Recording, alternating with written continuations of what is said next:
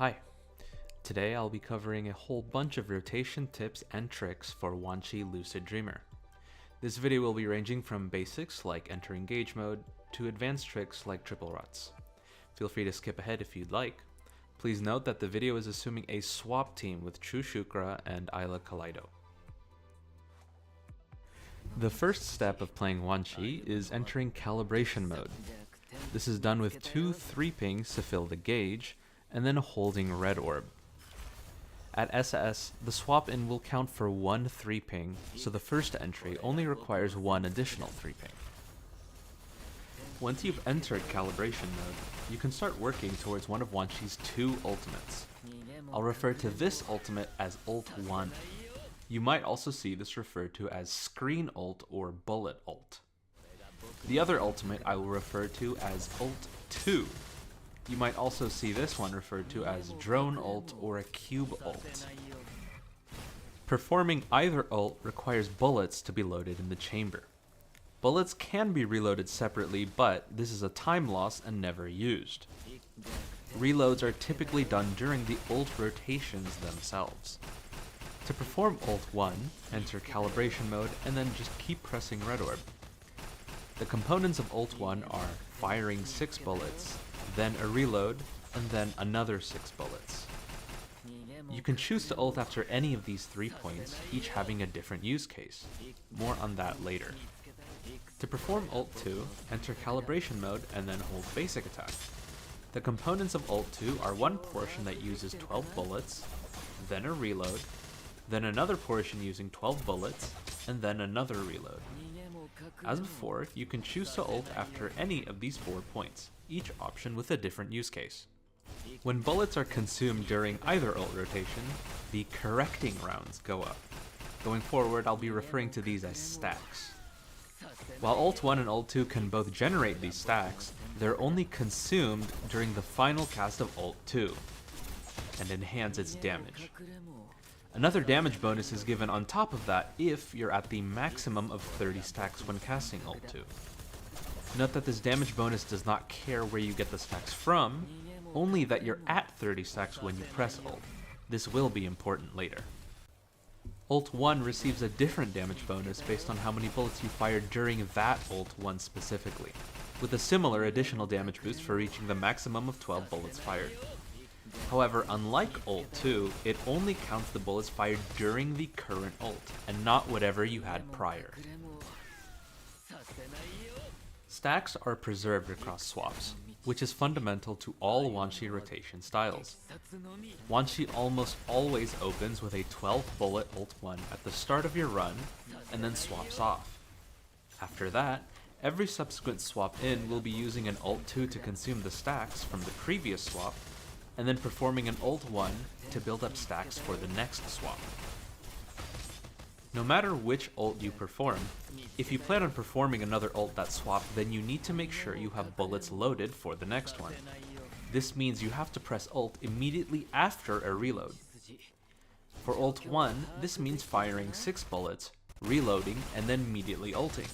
For ult 2, there are 2 different options to reload, either after the first set of 12, or after the second set of 12. Now that we've gotten all the basics and mechanics out of the way, let's talk about full rotations. There are lots of different configurations Wanshi can perform, but generally speaking, there is the double rot and the triple rot. When and why you would take either option depends on the rank of your Wanshi as well as the wave you're encountering at that point in the run. The double rot is the more basic and intuitive rotation, and is performed the same at any rank. Perform a complete ult 2, press ult after the second reload, and then a complete ult 1, all the way to the end, and that's it. Ult 2 will reach its maximum damage bonus of 30 stacks, since it's also using the 12 stacks from the previous swap. And then, the ult 1 will reach its maximum damage bonus of 12 stacks, and set those stacks up for the next swap. The double rot is easy to perform and fairly forgiving. The triple rot requires slightly more advanced execution. Perform the first half of ult 1, ulting after the reload. Then, the first half of Ult 2, also ulting after the first reload. And finally, another Ult 1 at the end. At SS, this is a complete Ult 1, and at SSS, it's just the first half again. This difference is due to SSS Wanshi's rank passive shortening the team's swap cooldown to 12 seconds instead of 15. What are the pros and cons of using the triple rod? Let's discuss these separately based on Wanshi's rank. At SS, it offers better damage distribution, because you're using 3 ults instead of 2. What do I mean by damage distribution? Well, although doing lots of damage sounds great, overkilling in Warzone is actually a damage loss, because you're wasting potential damage to the brief pause before the next wave spawns. The triple rot aims to solve this with more damage instances, to more efficiently clear waves. At SS, the triple rod is objectively higher damage as well, because you're still getting 2 fully stacked ults, plus an additionally half-stacked ult. Assuming 12 stacks from the previous swap, you'll get 6 stacks from the first Ult 1, 12 stacks from the Ult 2, and another 12 stacks from the second Ult 1. Follow along with the math here, and you'll see that both the Ult 2 and the second Ult 1 are fully stacked in this SS triple Ult rotation.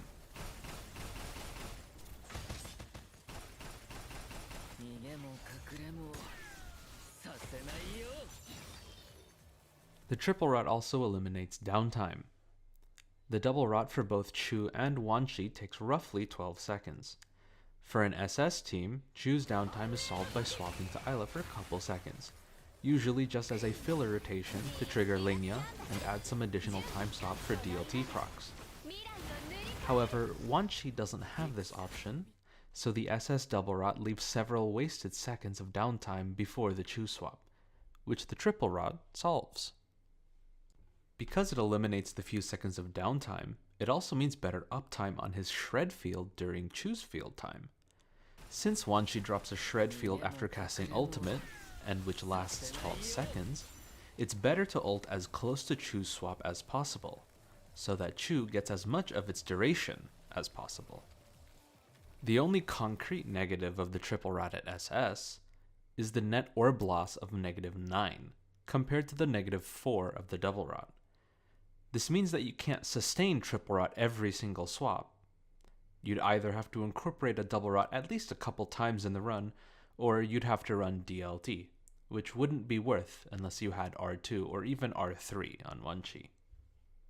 Now let's discuss the pros and cons of the triple rot at SSS rank. As aforementioned, the triple rot still offers better damage distribution. It also offers better QTE coverage on Wanshi's ult 2. When Wanshi is SSS, Chu immediately swaps to Wanshi after her ult. This means that if you try to swap to Wanshi and ult 2 immediately, you won't actually have Isla's QTE up, which is a massive loss of damage on Wanshi's hardest hitting skill. However, the net orb loss of the triple rot at SSS is actually slightly higher at -10. And the reason for this has to do with the next point, which is that the SSS triple rot is actually sacrificing the full stack damage on the ult 2 and on the second ult 1.